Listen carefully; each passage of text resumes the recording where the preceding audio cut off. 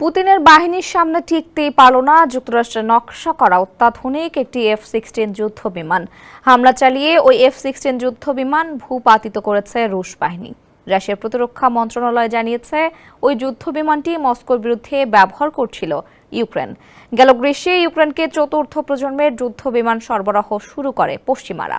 এরপরই এই প্রথম কিয়েভের ব্যবহার করা F-16 যুদ্ধ বিমান ধ্বংস করার ঘোষণা দিল রাশিয়ার সামরিক বাহিনী। রুশ প্রতিরক্ষা মন্ত্রণালয় জানায়, ইউক্রেনের বিমান বাহিনী একটি F-16 যুদ্ধ বিমান ভূপাতিত করেছে তাদের আকাশ প্রতিরক্ষা ব্যবস্থা।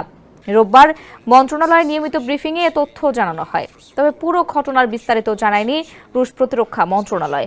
কামন ব্রো, এসব অনেক কিছু আসবে আর যাবে, এক্সপার্ট কিন্তু থেকেই যাবে। এর আগে শনিবার ইউক্রেনের বিমান বাহিনী জানায়, তাদের একটি F-16 যুদ্ধ বিমান বিধ্বস্ত হয়েছে। কি কারণে ওই যুদ্ধ বিমান বিধ্বস্ত হয়েছে তা খতিয়ে দেখতে একটি আন্তঃবিভাগীয় কমিশন গঠনের কথাও জানায় কিয়েভ।